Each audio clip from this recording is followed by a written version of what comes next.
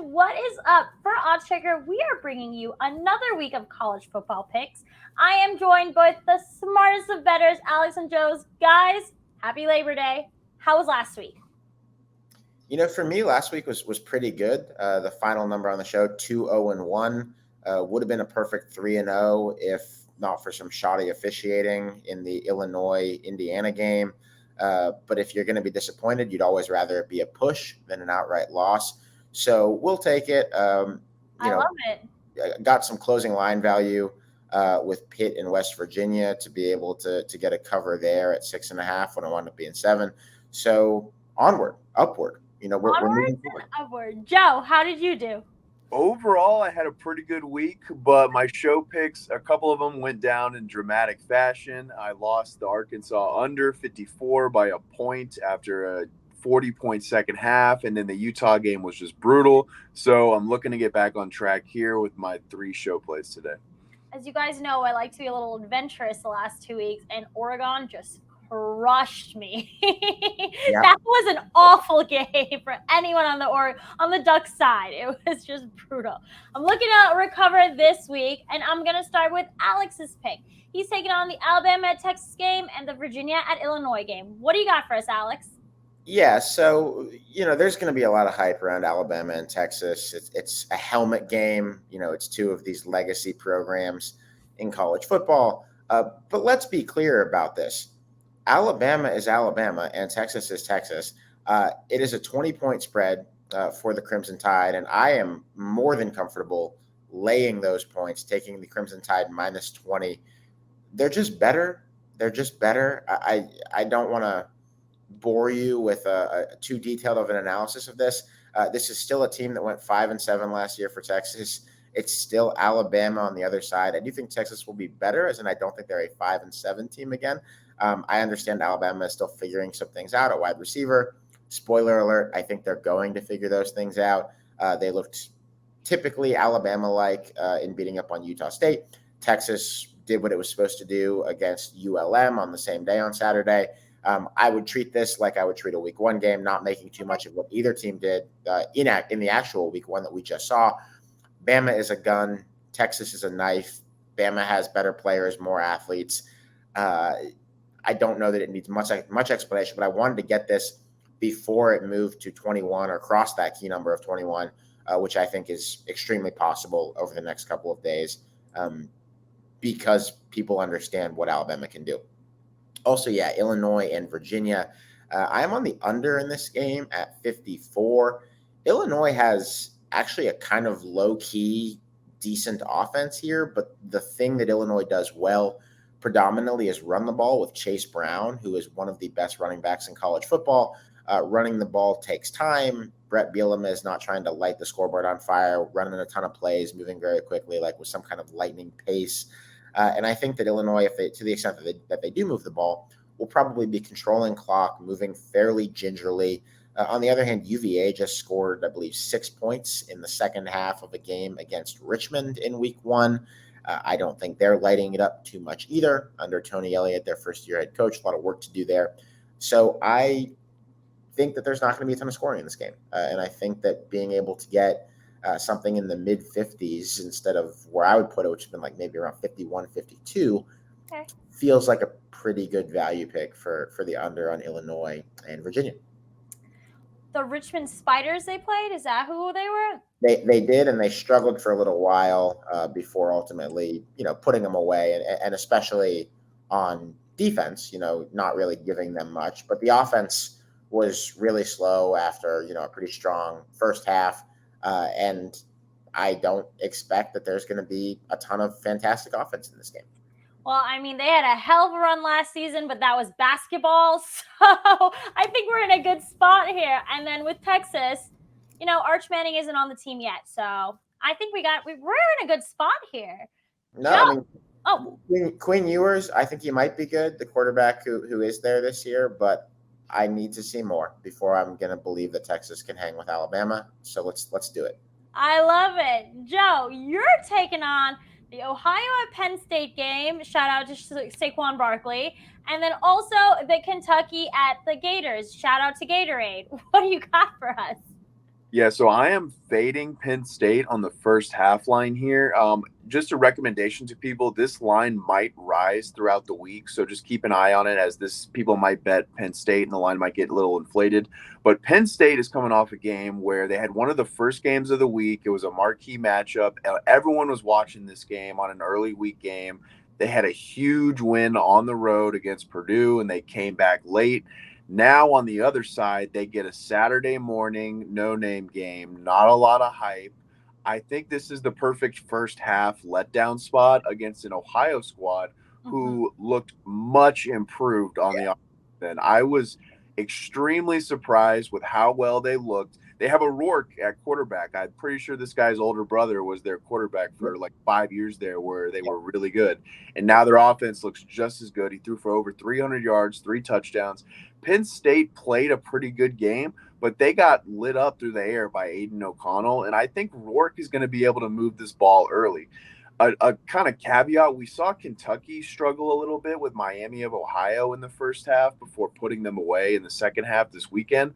I think this game will follow a very similar game flow, where I think Ohio will come out strong in the first half, maybe be down by like a touchdown or 10 points before Penn State kind of turns it on. So that's why I'm rolling with the first half.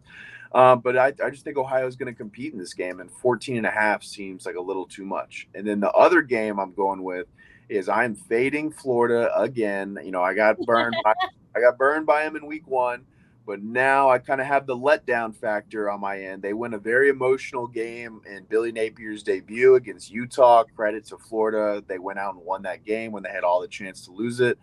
But Kentucky is a team who's had a lot of hype. Like I just said, they didn't exactly start the first half off well against Miami of Ohio, but they finished very strong. The defense looked great the whole game. And getting 5.5 points here is just a little too much for me. I had this graded at like Florida -1 or -2. Kentucky's got all of the assets to win this game and compete. I see the teams as being very similar, so getting 5.5 points here with Kentucky just seems like a bit too much to me. So I'm going to back the Wildcats to hopefully get an outright win on the road here. Well, I always love getting points, so I think these are some good picks. I mean, you're fading two of the only teams that I really, really know. So we'll see what happens. But if you're giving me plus points, then we're good to go. With that being said, guys, my favorite part of the show, we are doing picks of the week. Alex, I'm going to start with you. You're taking on Georgia Southern at Nebraska. What do you got for us? Yeah, give me the 22.5 for the Georgia Southern Eagles in this game. Yeah, it's funny because Georgia Southern, I think, really is doing a wholesale change of identity this year. They brought on Clay Helton, the former USC head coach, who really has nothing in common with the triple option lineage that Georgia Southern has rolled with for decades. And that means that the identity for this team is a lot different. It means there's a lot more passing. It means that the game moves a lot more quickly. And it's just a much different looking team.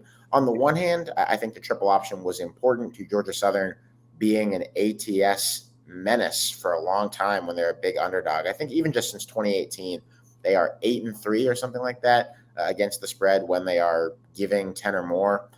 When they're getting 10 or more. I think that despite the fact that Georgia Southern is going to fit more possessions into games now and that they're going to throw the ball a lot more, I think they might be okay. Clay Helton wasn't cut out for the USC job in a lot of ways, but he has a decent transfer quarterback, Kyle Van Treese, who had previously been at Buffalo. They looked solid in their FCS opener in week 1. It was just an FCS opener. We don't know a ton about them, but we do know a bit about Nebraska, which is that they don't seem very good at all on really either side of the ball. Casey Thompson is still who he is. He's who he was at Texas. His wide receivers don't seem great. They've got a pretty good running back named Anthony Grant, who has shown some really good things in the early going of the season. But 22.5 is a lot of points for a team that struggled badly with North Dakota just a couple days ago, that obviously lost to Northwestern. I just don't know where we're finding the confidence in Nebraska to make them a 22.5 point favorite, where the market's finding that. I think Georgia Southern could keep this thing moving and lose by much less than that. So it just feels like the value opportunity here for me. So was this the opening line, or has it been bet up to plus 22.5? I think that we're still early in the, we're recording this on Monday morning, and so I think Right. I'm worried that it's going to get smaller than it is right now. I think as I look here, yeah, it started at about 21 and a half. So I wish I would have gotten on it earlier. Okay. And you still see kind of various lines at different places. I should actually say, and because at oddschecker, one of the things that we pride ourselves on is that you can get the best number by looking at oddschecker's data. Yes, you can. We're putting these in kind of as we're going here. I want to make a note. There's still plenty of minus 22s available. So when I actually go to put these in, when I actually want to mark these down, I want minus 22, not minus 22.5. And oddschecker will enable me to get that. All right. Well, I love the plug there. Guys, for my pick of the week, I know I was outrageous last week with the Oregon Ducks. I'm going to try to recover. I am taking one of my favorite teams, and guys, I'm going to bet this a lot, just so you know, throughout the season as we join each other.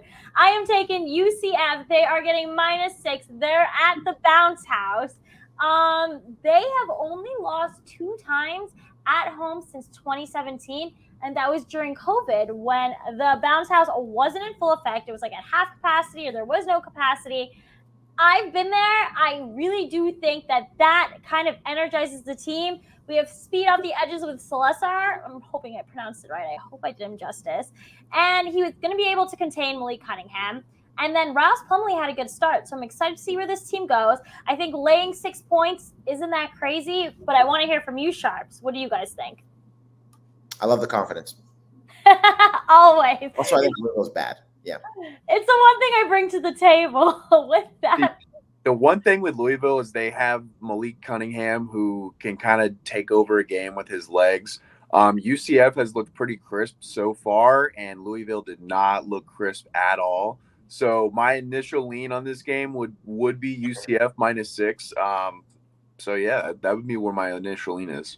Joe, you just made me so excited because the only one other time that you have leaned with me, we won. So we're looking good here. With that being said, you're taking on Old Dominion at ECU. Shout out to Matt who won, if you guys followed him or tailed him, some good money on it last week. I guess we're riding with them again this week, Joe?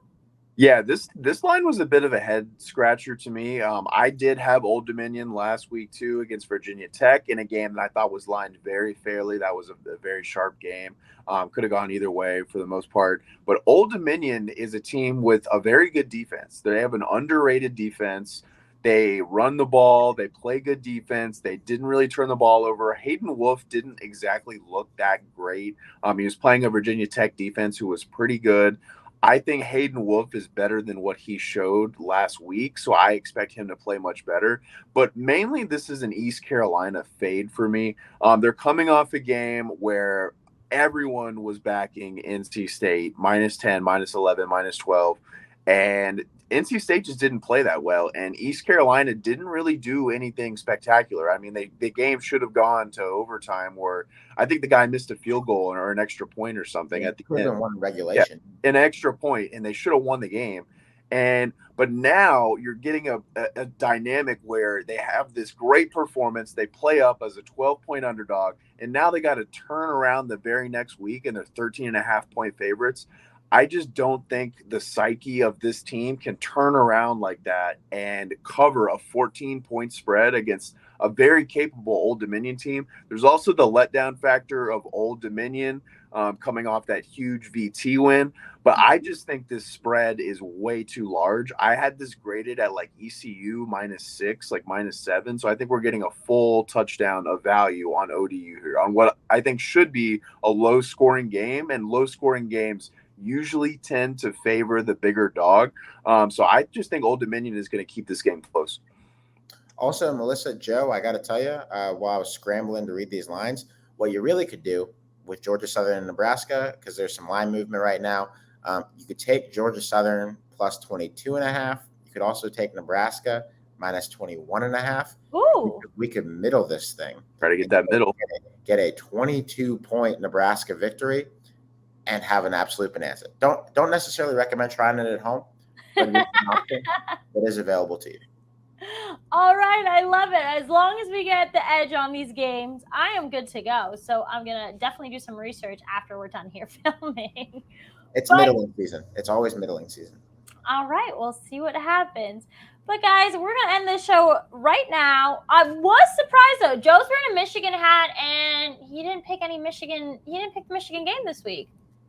It's okay. They're playing Hawaii. They're 50-point favorites, and it should be a bloodbath. It's like a lose-lose situation. I mean, I agree. Once I heard my favorite, they're supposed to win by 100, and then if I bet them and they don't cover, it's like, well, they won, but I lost money. So, yeah. All right, I wanted to make sure that we were cleared up on that one. But guys, we're gonna end the show now. For Oddschecker, I'm your host Melissa, joined by the sharpest of college football bettors, Alex and Joe. We will see you guys next Monday. Happy betting.